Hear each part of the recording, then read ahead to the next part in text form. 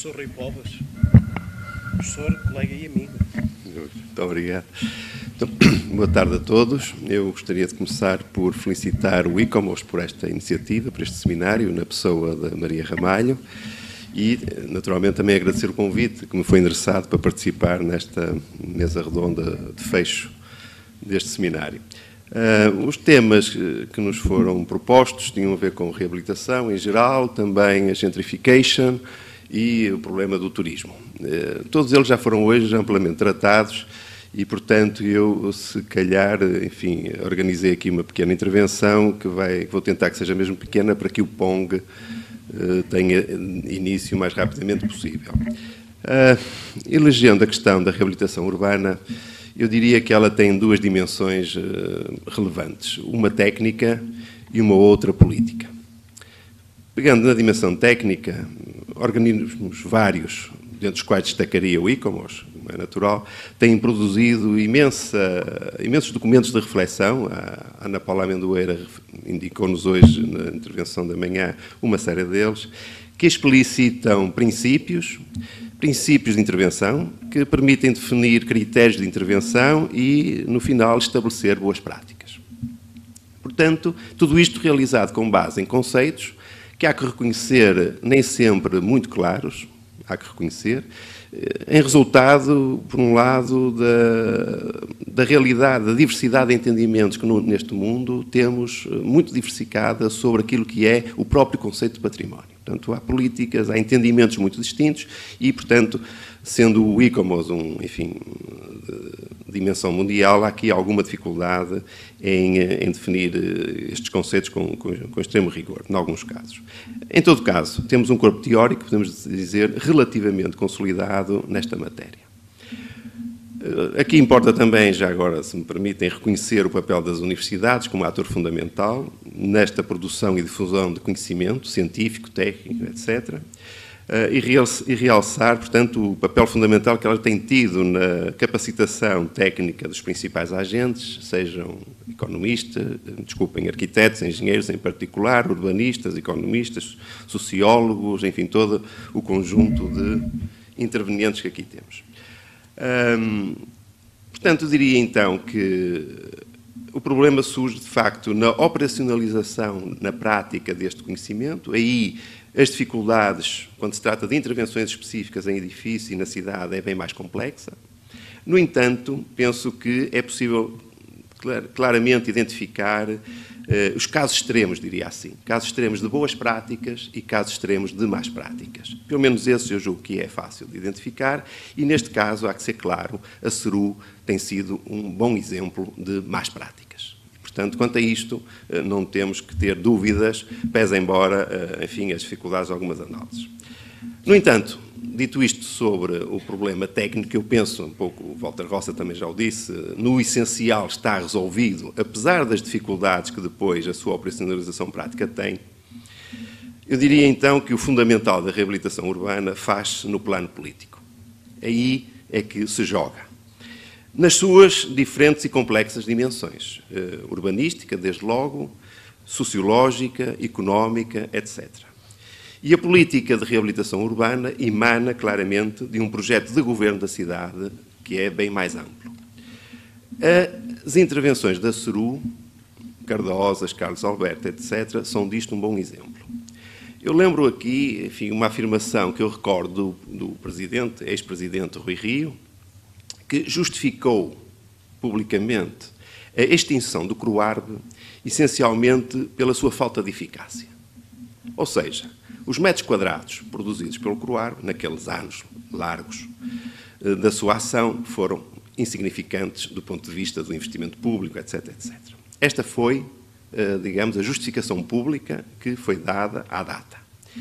E a missão da CERU, então, assumida ou escondida, era ser eficaz na reabilitação, ou se quisermos, talvez mais corretamente, na renovação da cidade.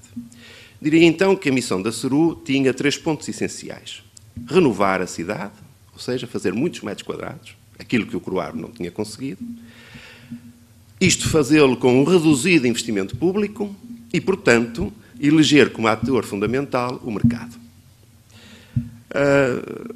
Enfim, eu não sei onde é que está aqui a galinha e o ovo. A verdade é que surgiram grupos económicos, congregando o setor financeiro, o setor imobiliário e o setor da construção, que se prepararam, ou prepararam, não sei dizer, para intervir neste processo. Curiosamente, passados estes anos, e já são também não tão longos como os do Croar, mas já são também significativos os anos da ação da CERU, a verdade é que, por razões variadas, não sei se por incompetência feliz, ou se em resultado das dificuldades da intervenção, as expropriações, todo este processo que conhecemos, a verdade é que a própria CERU faliu. Faliu na produção dos metros quadrados, que, repito, felizmente não foram tantos quanto era desejável, e aparentemente, eu não tenho, perdoem-me o anglicismo, inside information, mas aparentemente também faliu no lucro, porque aparentemente os projetos, enfim, postos no terreno, não parecem ter tido o acolhimento por parte do mercado que estava previsto. Aqui eu tenho algumas dúvidas se, enfim, por alguma informação que vou tendo, se também não temos aqui alguns fenómenos idênticos às parcerias público-privadas, ou seja, se apesar de tudo o investimento público não foi elevado e com pouco risco do investimento privado, enfim, porventura, falta saber, mas a realidade é esta.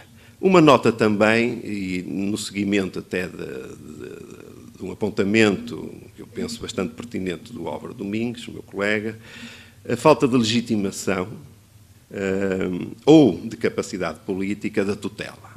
Isto é, a tutela tinha o poder, eu diria o dever até, alguém já me disse, já me corrigiu, o dever de travar estas intervenções. E a verdade é que não o fez, não foi capaz, e, portanto, de algum modo, isto coloca a questão da falta de legitimação a que aludia o Álvaro Domingues.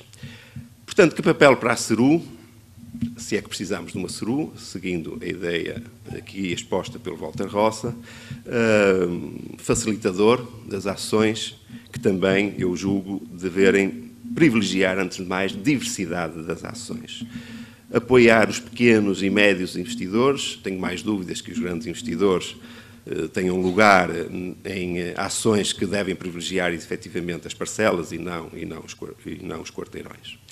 Duas notas apenas para a gentrification. Eu, desculpem, prefiro, apesar de tudo, usar a palavra inglesa e não a sua versão portuguesa. Hoje tivemos pela manhã alguém que se dedicou expressamente a este assunto. Eu tendo a dizer duas coisas. Eu julgo que a gentrification é um fenómeno, diria, inevitável nestes processos e também arrisco, pode ser um pouco polémico, mas admito que na dose justa é um fenómeno não só inevitável como desejável, na dose justa, pelo aquilo que traz de investimento, de renovação, etc. O problema, de facto, coloca-se quando, enfim, ultrapassa determinados limites e se torna, digamos, e absorve toda aquela área que foi afetada por este fenómeno. Em relação ao turismo, igualmente inevitável, e aqui estou um pouco também na linha do que a Adriana Floré aqui referiu. O que todos nós queremos quando vamos visitar uma cidade, um centro histórico ou não, é conhecer a cidade na sua verdadeira grandeza e na sua realidade do dia-a-dia. Isto é, todos nós temos largamente beneficiados quando temos o privilégio de poder visitar a cidade com alguém da própria cidade, com um habitante, um morador da própria cidade. Portanto, ou seja, as pessoas são o que de mais rico tem todas as cidades, e o Porto designadamente, dão-lhe o caráter. Defender esse caráter é fundamental do ponto de vista até de interesse turístico. Portanto, uma cidade vivida é aquilo que nós pretendemos e não uma disneylização, digamos assim, e todas estas transformações a que algumas se referiu a Adriana, que efetivamente a prazo colocam o próprio turismo em risco. No essencial era isto. Obrigado. Muito obrigado.